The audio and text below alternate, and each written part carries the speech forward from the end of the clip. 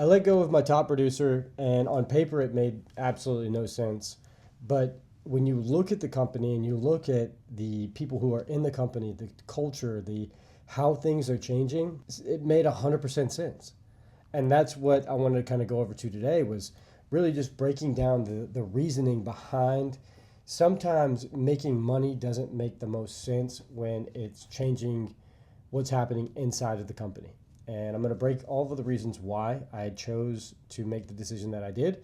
And hopefully, if you ever run into this situation, or you have a top producer, or you have someone who's absolutely crushing it, that maybe they don't have to be on the team. Maybe they don't have to be with the company anymore, right? Maybe it just doesn't make sense to have this person, even though on paper it does make sense. Most team leaders would never make this decision just because they protect the idea of a top producer more than they take care of the culture or the other team members on the team.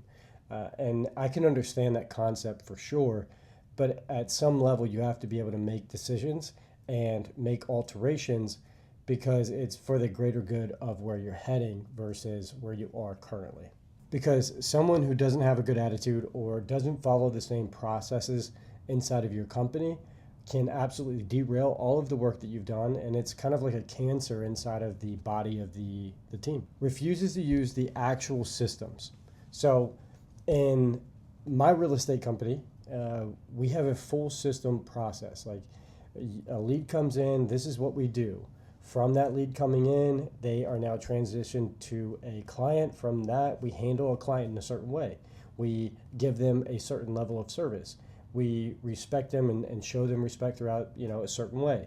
There's certain things that you have to follow to be on this team.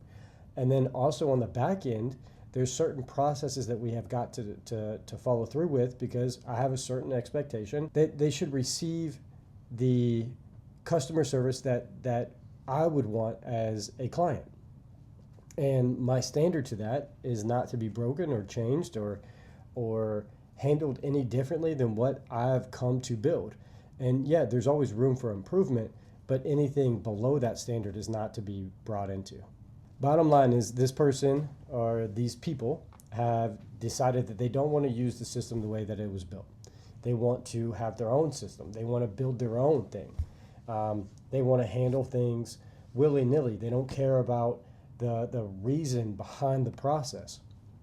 And that to me is a sign of absolute disrespect because there's a reason why these things are in place. There's a reason why we handle clients the way that we handle them. And it's for long-term relationships. It's not for just right now. If we have the idea that we are just here to close a client and then go find more clients, it creates this idea that it's only transactional. And I was raised a certain way. My family has always, had customer service in whatever it is that they do. They care about the relationship first, and then the client comes second. So if you build the relationship, you will always have clients. If you only focus on transactions, that can only go so far. And in a long-term business, it's not sustainable. And so that was one of the main core reasons is if you're not willing to follow my process, if you're not willing to do what I have built up to this point for the reasons that I have built it, then it creates this, it creates an issue with the people who are wanting to follow that process. And just because you're closing at a high level doesn't mean that you get to change the process of what real estate is for people. And a lot of times it's the largest asset that they're going to purchase, and we've got to handle it as such. The second reason for the transition of people is usually the idea of excuses over results versus results over excuses. What we run into is if it's always something else's fault, right? It's a bad lead. It's always, hey, that didn't go the way that it was supposed to go because of this person not doing this, or there's never accountability or self-accountability in what's happening. That is probably one of my biggest pet peeves is that in so many cases, everything is your fault, right? At bare minimum, you can look at something and say, okay, how could I have handled this differently? How could I have done this? And I understand that that can be hard to do. I mean, it's hard for me to do in certain cases when it becomes like personal things, like you get heated or you get mad, and you want to blame others. But the idea behind it is if you can have that core mentality of, okay, I just need to do this, or this is on me, and I can control what needs to happen next because it is on me and it is my responsibility. The idea behind, oh well, I just couldn't do it because I just ran out of time or whatever, that's not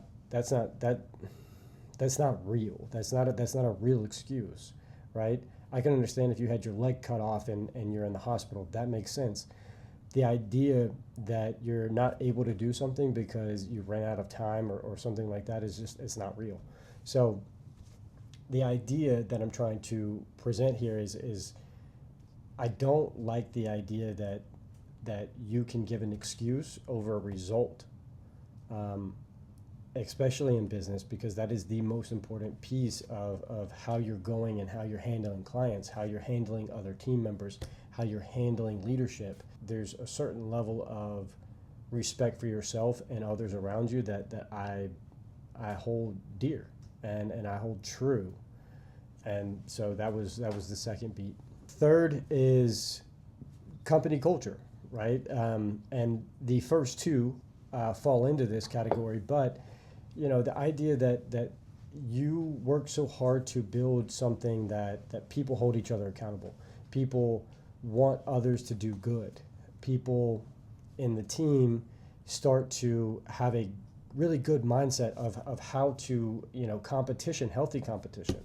And if you have somebody who comes in that doesn't care about these things, who doesn't care if the other people on the team win, or doesn't care how things are presented, or whatever it is for that team, it literally starts to pull back those who are wanting to achieve certain things, and it kind of creates this negative cloud over everybody who's involved in this process. And so that's something that I really try to pay attention to, and I'm not always the best at it, but I do really try to hold that team core value of holding yourself accountable and holding others accountable, and the idea that sometimes people just don't fit the culture. They don't fit what you're trying to build, and you've got to be able to see that. And it's really hard when that person is succeeding, or bringing in dollars, and as a company owner, you're like, okay, well, this is how this is supposed to work, right? This is supposed to be bringing dollars in the door. But if it's in the expense of the other parts of the team, you have to make a decision. You have to have those hard conversations. Alex Hormozi says it a lot, that the company that you want is on the other side of hard conversations, and I think that's across the board, whether it's a company or it's anything else. And yeah, there were some hard conversations that had to be had, and ultimately, it can end in the situation that I'm explaining today. Is you're having to let go of people, or people are leaving the team because they don't fit the culture anymore, and you've got to be okay with that. You've got to be able to handle that situation for the other people on the team. So something that I was preparing myself for was how the team was going to be after. We don't have a super large team, so when somebody does leave, it does change culture very quickly. And that's something that you notice, that you've got to be able to notice what's happening, right? And so for me, I was preparing for the fact of maybe the way that people are going to be handling themselves may be different, and it may be better, it may be worse, because when you have someone who maybe consumed a lot of time, or talked a lot, or had a lot of personal involvement in the lives of everybody else on the team, you start looking at it and say, okay, well, how did that change the people who are going to be staying? How does the idea that, were there any bad habits that were created during this period of time? Are they going to see it as a shock, and maybe they don't produce, or maybe they don't get back up to the same speed that they were? And so these are things that you have to look at and say, okay, if this person's out, how does it affect the team? Is it overall net positive or is it a net negative? And sometimes it can be both, and you've got to be able to manage whatever the outcome is after a transition like that. And so for me, something that I noticed is that we still had a few of these moments where it seemed like there was a gap in culture, where the accountability maybe was not there, or needing for meetings as often as we were doing them is not needed, or whatever it is. But what I did notice overall was the fact that the team started to produce more as far as the level of what we were doing, right? So let's say that our call volume was down and now it's starting to creep back up. Okay, so that's a net positive.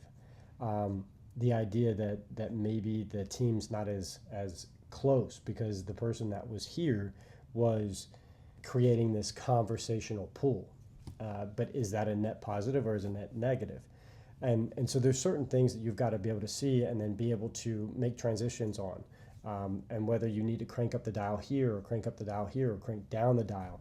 And so that's something that I had to pay attention to. But overall, I would say that net positives is what you're trying to do, and you're trying to increase the overall company culture. And you start seeing that in one, and then you want to be able to see it. You want to be able to see it across the board. So you're saying, I took this person is gone now, and whether that be the top producer or not a top producer or whatever it may be, this person is gone. How does the team need to interact now? And so that's something that you'll also notice is with a smaller team, smaller things that with a big team would not affect the team because everybody's just kind of going about where they're normally at. With a smaller team, you notice that these smaller things have bigger impacts just naturally.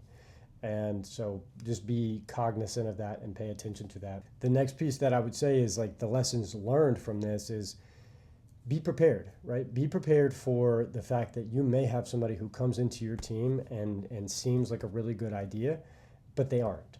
And the idea is that you're here to create top producers for sure, but top producers that are willing to get with the program, not create their own program, not make other people feel bad or create insecurities in other people, or you don't want them to create a narrative of negativity is what I'm trying to say inside the team. So maybe they are a gossiper. Maybe they put other people down for achieving more than them. Maybe they see an idea that you're connecting with another person and you used to connect with them, and then they get upset about that. There's certain things that you've got to be able to look at and say, okay, well, that's not what this team is about. That's not what we're here for. We're here to, provide a really good service and be a family unit. Overall, like obviously I care about all of the people that are on the team individually, and other, there's things that grow. There's relationships that grow inside of a team, and you want to be able to facilitate the growth of the team and not the degradation of the team. So overall, that's what I would say. I'd say pay attention to what is happening with the team. Understand your performers. Understand what's happening. Be willing to cut top performers, bottom performers, and also make sure that you're giving the opportunities to the people that deserve the opportunities. And that is probably the biggest thing that I've learned there is if you don't fit into the culture of what you're trying to build, then that person needs to leave. If that person is bringing the team down in any sort of way, they either need to have a conversation or they need to be let go. And I will say if you build the correct culture and the correct team, those people weed themselves out. And that's probably the coolest piece is you start creating this thing and the puzzle pieces that come into your puzzle, if they don't fit, they don't stay. And that's probably the biggest lesson that I've learned so far. So I hope this helps. If it has, let us know, subscribe, comment. We're trying to build something here. So if it does work and you did get something out of this, or if this is beneficial at all, let me know.